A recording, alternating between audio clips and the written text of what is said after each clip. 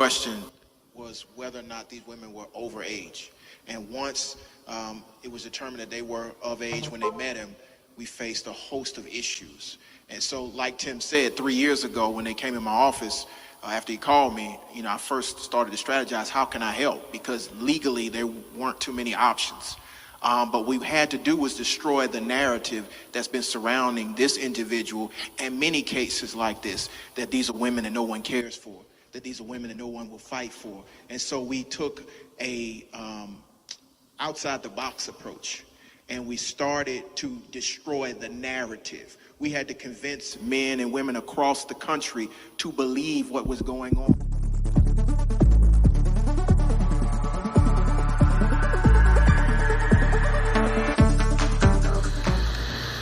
Can I with you? What? ACP, did you see this? Look, if it ain't official Dana J, Levi for Kelly, Primadonnanews, I don't even want to see it. Just take the time. Look, you got some weed? Dang. You gotta get some. All right, hurry up. These and them here, everybody here, we waiting on you.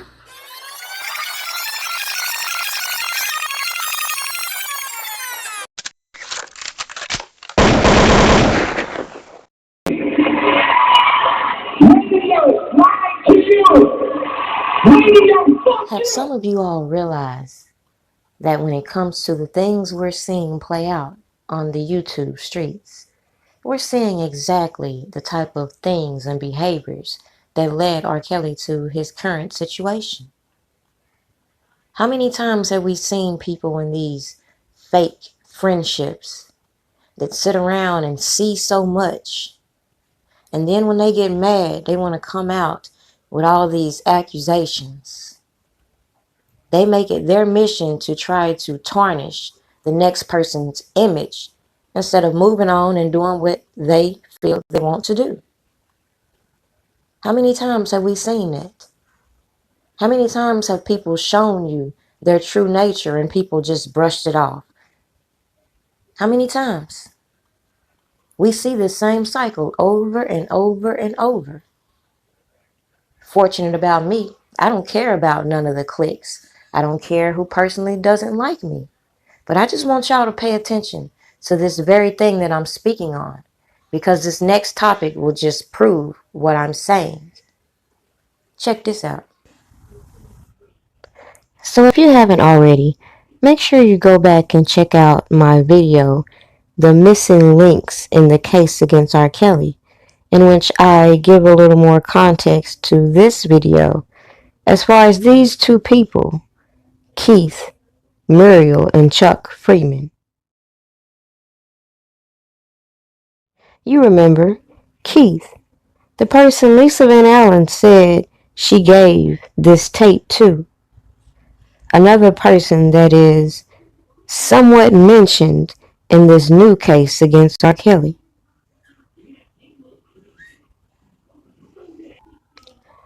Now, according to this indictment, it's referring to a minor 2 and minor 1.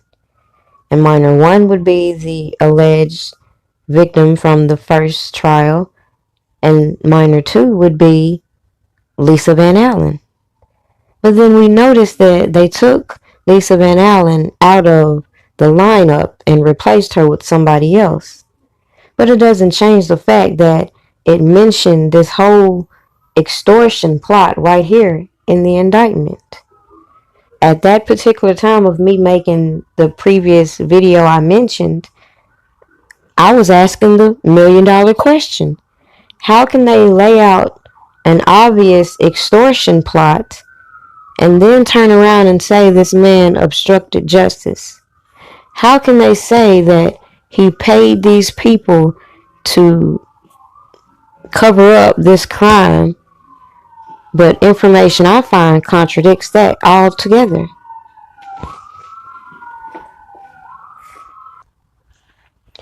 You got all these people that are supposed to be involved in this alleged plot. And according to what Van Allen said in the first trial, she stated that Keith Muriel received $100,000 each. She also says that on their first trip to Chicago, they only received $20,000 because Keith flunked a lie detector test. Apparently, he made a copy, and this was all handled through Daryl McDavid. I find it interesting that if you do a little digging, you will come to find that Charles Freeman ended up suing R. Kelly for not paying for his tape. According to Freeman, he was hired to be an investigator for this. However, something just don't sit right. If that is the case, how could Lisa Van Allen say that she called R. Kelly to get the tape back? So why would R. Kelly need to enlist in this guy who's not even a private investigator, who just takes on this role because he's obviously in cahoots with the guy Lisa Van Allen gave the tape to? Nonetheless, the point in bringing it back up now is because I heard someone on the people opposing R. Kelly say, what difference does it make who the sources are or where the evidence comes from and stuff like that? Well, last time I checked, when it comes to the law, it makes a big difference. And from what I have researched on the matter, this is clear extortion to the fullest. And when I pointed out to the beginning that this enterprise consisted of these people, it became clear to me that it has to be people working with these feds. These people are being mentioned as individuals that participated in illegal activities that should be penalized, but are not.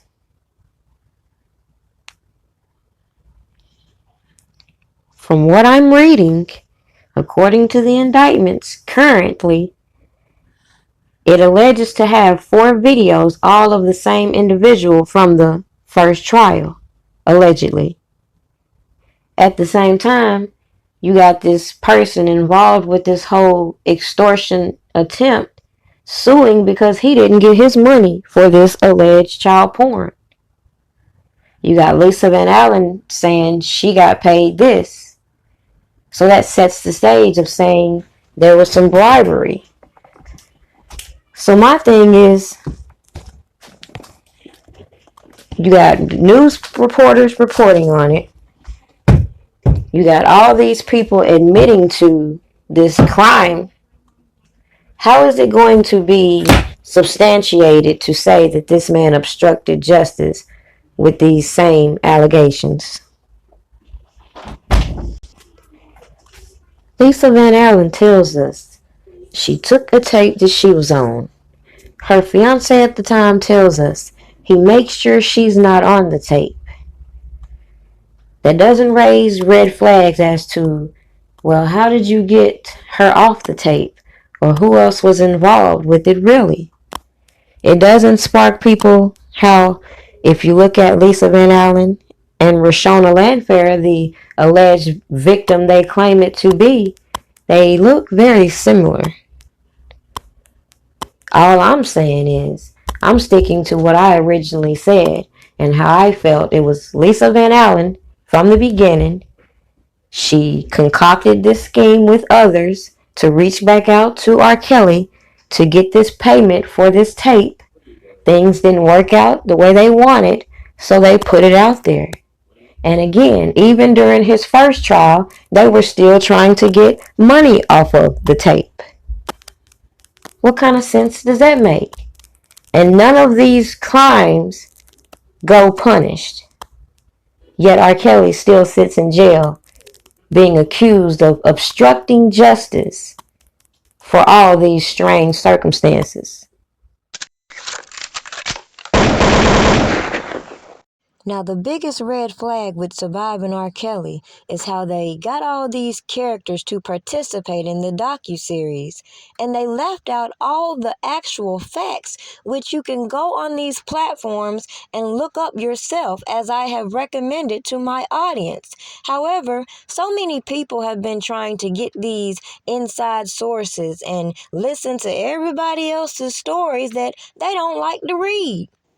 What they say, you want to hide something from black people? Put it in a book. And as we see, all these characters have made their name off of these books using Robert Kelly's name and dramatizing scandal for their own benefits. So common sense should tell anybody there was no need to get on here trying to intimidate anybody when I saw the blueprint. So common sense at this point, since they're going to allow all of this to be put on public display, since they've allowed these individuals to participate in these docuseries, these ongoing interviews, these podcasts, all this bullshit we see on YouTube, I would like to see if anybody is going to subpoena all these witnesses, or if, just like the last trial, we're going to see them pick and choose the informants or the people cooperating that builds their case, instead of putting all the information out there for this jury to make an unbiased decision. They don't want to talk about how they coerced these people. They don't want to talk about how all of these people have been caught up in their lies. And most importantly, they don't want to talk about how they waited so long so that key evidence and key witnesses are no longer available to testify. Yet all these goofy people on the internet expect us to believe they're trying to pursue justice. Make this shit make sense. Didn't nobody give a fuck about these girls. If they did, common sense would be they would have had them discreetly do what they needed to do to get this case launched without all the money and all the tax-paying dollars they've wasted harassing an individual. Meanwhile, letting all these enablers and other people walk around scot-free, even though, according to their stories, they're out here trafficking girls. Make this shit make sense. Yet if you peep game to what's being alleged in the YSL indictments, in that case, you will understand the biggest red flag that tipped me out to all these scam artists in the first place, with them putting alleged evidence all over these social media platforms and then trying to delete it as though people like me ain't already got the receipts. So, yes, I did have sex with Bubba as well. No, we did not have a threesome, but me and Bubba had another relationship outside of Rob. A year, 10 months later, around Thanksgiving, I heard that there was this videotape on the streets showing Kelly having sexual relations with this young woman of 14 or 15 years. We had heard that there had been a relationship, and we had tried to do some reporting on this woman. We had talked to some of her relatives. We had talked to her family. No one wanted to talk to us. And then one day I'm at home. I worked at home because you can't sit around and play loud music in the Sun-Times offices any more than we can here at BEZ, which is why we're in these editing booth cubicles doing this, right? I got a call. It said, go to your mailbox, click. Hung up, and there in the mailbox was a manila envelope with nothing on it and a videotape inside that showed Kelly having sexual relations with an underage woman. It certainly appeared to be that. I do believe in my heart that 1999 video that was done with R. Kelly and that little girl, I do believe that that little girl was underage. I do know for a fact that that was R. Kelly in that video.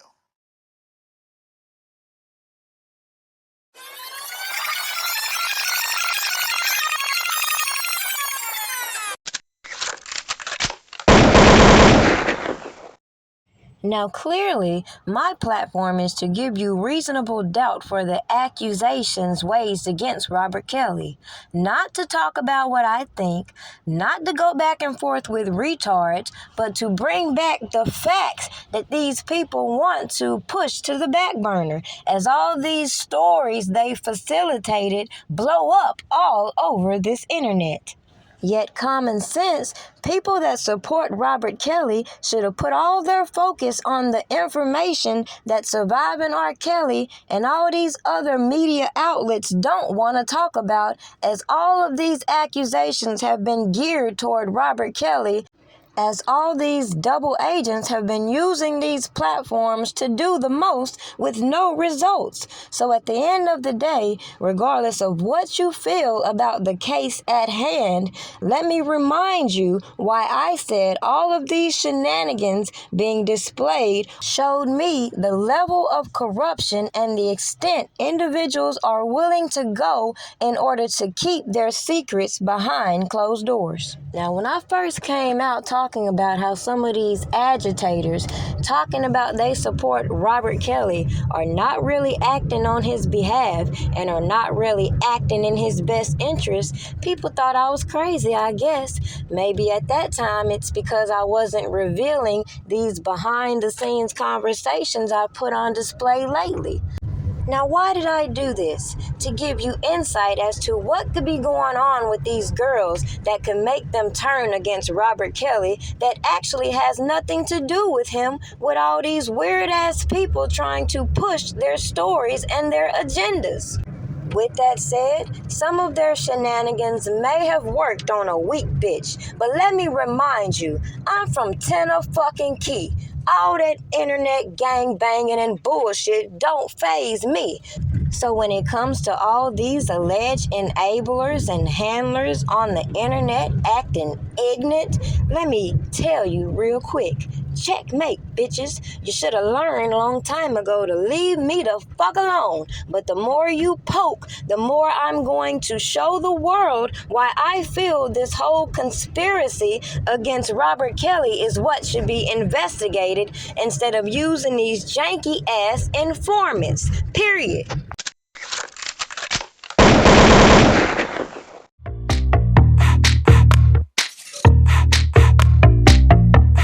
Something good